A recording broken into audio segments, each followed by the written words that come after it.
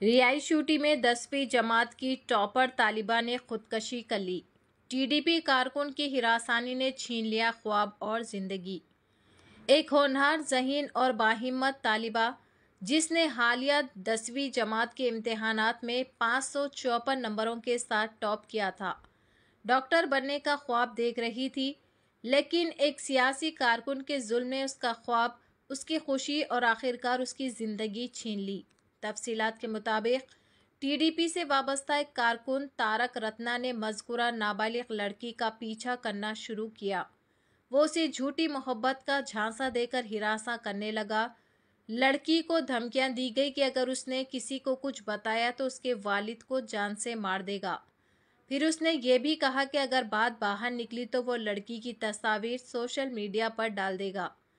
लड़की ने हौसला करके अपने वालिद को सब कुछ बता दिया, लेकिन मुसलसल ज़हनी दबाव, खौफ और शर्मिंदगी के आलम में उस मासूम ने खुदकशी कर ली। उसने अपने कमरे में फांसी लगाकर ज़िंदगी का खात्मा कर दिया। ये वही लड़की थी जिसने हाल ही में इंटरमीडिएट में दाखिला लिया था और डॉक्टर बनने का ख्वाब सजाया था, लेकिन तारक रत्ना, जो कि वज़ीर राम प्रसाद रेड्डी के करीबी माने जाने वाले संजीव रेड्डी का ख़ास आदमी है, इसकी अजियत रिसानी ने सब कुछ तबाह कर दिया। सवालात उठ रहे हैं, क्या यही इंसाफ है? क्या हर हुनर और ख्वाब को ऐसे ही सियासत के कदमों तले रौंद दिया जाएगा? क्या सियासत में इंसानियत की कोई जगह बाकी नहीं रही? पुलिस की जानिब से अब तक कोई वाज़ेह कार्रवाई सामने नहीं आई है, जबकि सोशल मीडिया पर वाक़ये के खिलाफ शदीद गम और गुस्सा पाया जा रहा है। अवाम मुतालबा कर रहे हैं कि मुतासिरा को इंसाफ दिया जाए और मुजरिमों को सख्त से सख्त सज़ा दी जाए। चैनल को लाइक करें, शेयर करें और फॉलो ज़रूर कर लें। ప్రతిరోజు మీరు పోయే దారిలోనే చూడండి, బంక్ ఉండదు, బంక్ కాడ కూర్చొని కాపు కాస్తుంటారు సార్. ప్రతి ఇబ్బంది అంటే మా ఇంటి మీద చాలా కన్నేసి మా పిల్లలు ఎవరన్నా రాని సార్ ఎదురోసంగా మాట్లాడేది, ఎక్కిరిచ్చేది, నడిచిపోతా అంటే ఏదో ఒకటి అంటారు, కూర్చుంటే ఏదో ఒకటి అంటారు. అవసరం లేని పంచాయతీలకు అన్నిటికీ మమ్మల్ని తీసుకొస్తాం సార్. మేమేమో మట్టంగానే బతున్నాం, మా బిడ్డలు ఉద్యోగాలు చేస్తాం. సృజన వాళ్ళ అన్న ఇంజనీర్ చదువుకున్నాడు సార్, ముగ్గురు బిడ్డలుంటే ముగ్గురిని చదివించుకున్నాడు. చిన్న బిడ్డ కోసం ఈ పని చేసినారు సార్ వాళ్ళు. నా బిడ్డ చదువుల తల్లి సార్, చాలా కష్టపడి చదివింది సార్. 10th క్లాసులో 550 మార్కులు తెచ్చింది సార్ ఆ బిడ్డ. నేను చదువుకొని డాక్టర్ అవుతానమ్మా, నేను మా ఇంటికి బాగుంటానమ్మా, మా నాయన నన్ను చదివించలేడమ్మా, వాడు చంపుతామంటానాడమ్మా. ప్రతిరోజు నాకు తెలుస్తోందమ్మా, వాళ్ళు మాట్లాడుకుంటా అంటే నేను విన్నామ్మా మిద్దిపై నుంచి అని. మిద్దిపై నుంచి దుంకేస్తామ్మా, నేనే చచ్చిపోతే ఇవన్నీ విన్నా కదా అని చచ్చిపోయింది సార్ నా బిడ్డ. నా బిడ్డకి న్యాయం జరగాలి సార్. ఎక్కడి నుంచి వస్తారో, ఎవరు చేస్తారో అందరూ సహకరించి, గవర్నమెంట్ సహకరించి మాకు సాయం ఉంది.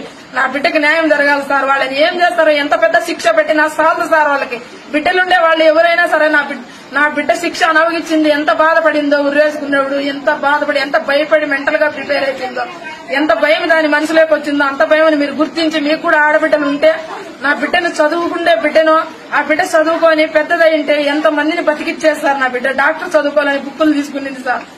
ఈ రోజు డాక్టర్ చదువుకోవాలి రాజు స్కూల్లో అడ్మిట్ చేసినాం సార్, ఐఐటీలో. ఆ బిడ్డ పేరు రాయించినాం. మొన్నటి సోమవారం నుంచి స్కూల్కి పోతారు సార్. కొండకు పోయేదానికి రెడీ అయిన మాకు బిడ్డను అన్యాయం చేసినారు సార్. మమ్మల్ని కొండకు పోదాము, మేము పాస్ అయ్యిందని చెప్పేసి రెడీ అయినాం సార్. అట్లా బిడ్డని భయపడి ఇచ్చి చంపేసినారు సార్. పక్కింటి వాళ్ళనే చంపేసినారు సార్. ప్రతిసార్లు మళ్ళీ ప్రెజర్ పెట్టినారు సార్. వెంకటస్వామి అనే పిల్లోడు ప్రెజర్ పెడతానడమ్మా అని నాకు ఫోన్ కూడా చేసింది సార్. వాళ్ళు కేసు పెడతారంట, వాళ్ళు చంపుతారంట అని ప్రతిరోజు చెప్తానే ఉండాలి సార్ నా బిడ్డ. ఈ రోజు మిట్టవాళ్లపల్లిలో జరిగిన సంఘటన, చంద్రగిరి పుట్టయ్య వాళ్ళ కుమార్తె సూసైడ్ చేసుకోవడం జరిగింది. ఆర్థిక పరంగా పుట్టయ్యను దెబ్బతీయాలని, ఆర్థిక పరంగా వాళ్ళు వెనకాల పడినారు, ఆర్థిక పరంగా మాకు దెబ్బతీయాలని ఈ రోజు మా కూతుర్ని ఏదో ఇబ్బందులు పెట్టి ఏదో ఇచ్చి సూసైడ్ చేసుకున్న మాదిరిగా ఈ ఊళ్ళో జరగటం జరిగింది. ఆయన ఒక పెద్ద మనిషి, ఆ పెద్ద మనిషిని ఒక అవమానపరచాలని ఈ ఊళ్ళో ఏదేదో చేసి మమ్మల్ని ఒక రకంగా దెబ్బతీయాలని ఈ రోజు జరిగింది. ప్రతిరోజు మా పాపల గురించి ఏదో చేస్తున్నారు, ఎన్నెన్నో చెప్తున్నారు. ఈ రోజు ఆమె బర్త్డే, అదే పనిగా గుడికి పోయి గుడికాడ అన్ని చేసుకుని పూజలు చేయించుకొని మేము వచ్చిన రోజు ఏదో వచ్చింది. అదే పనిగా మళ్ళా ఎన్నెన్నో ఆమెను ఇది చేసి ఒత్తిళ్లు చేసి చేసుకునే మాదిరిగా ఈ రోజు జరగడం జరిగింది. ఈ రోజు ఈ పల్లెలో, మిట్టవాళ్లపల్లిలో కొంతమంది మా మీద ఇదితో ఈ మాదిరిగా చేయాలని వాళ్ళు చేసినారు. ఇది జరిగింది. మా బిడ్డ బాగా చదువుతాంది, బాగా పైకి పోతున్నారు, వాళ్ళు ఉద్యోగాలు చేస్తున్నారు, వాళ్ళు బాగుండారు, వాళ్ళు వెనకాల పడిన వల్ల ఈ రోజు ఇది చేయడం జరిగింది.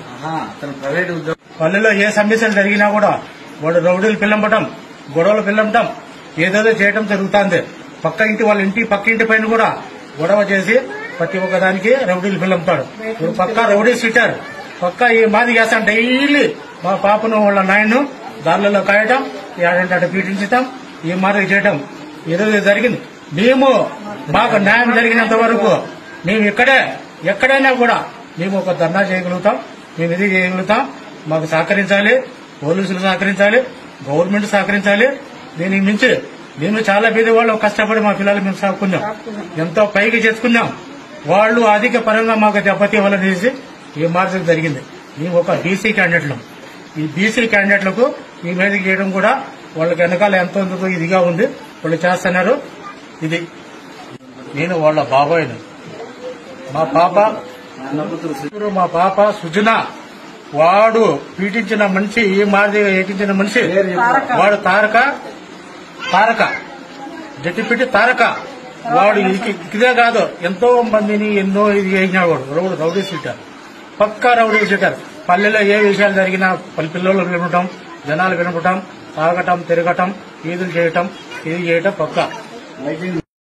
ఈ రోజు మిట్టవాండ్లపల్లిలో జరిగిన సంఘటన చంద్రగిరి పుట్టయ్య వాళ్ళ కుమార్తె సూసైడ్ చేసుకోవడం జరిగింది. ఆర్థిక పరంగా పుట్టయ్యను దెబ్బతీయాలని, ఆర్థిక పరంగా వాళ్ళు వెనకాల పడినారు, ఆర్థిక పరంగా మాకు దెబ్బతీయాలని ఈ రోజు మా కూతుర్ని ఏదో ఇబ్బందులు పెట్టి ఏదో నుంచి సూసైడ్ చేసుకున్న మాదిరిగా ఈ ఊళ్ళో జరగటం జరిగింది. ఆయన ఒక పెద్ద మనిషి, ఆ పెద్ద మనిషిని ఒక అవమానపరచాలని ఈ ఊళ్ళో ఏదేదో చేసి మమ్మల్ని ఒక రకంగా దెబ్బతీయాలని ఈ రోజు ఇది జరిగింది. ప్రతిరోజు మా పాపల గురించి ఏదో చేస్తున్నారు, ఎన్నెన్నో చెప్తున్నారు. ఈ రోజు ఆమె బర్త్డే, అదే పనిగా గుడికి పోయి గుడికాడ అన్ని చేసుకుని పూజలు చేయించుకొని మేము వచ్చిన రోజు ఏదో వచ్చింది. అదే పనిగా మళ్ళా ఎన్నెన్నో ఆమెను ఇది చేసి ఒత్తిళ్లు చేసి ఇది చేసి చేసుకునే మాదిరిగా ఈ రోజు జరగడం జరిగింది.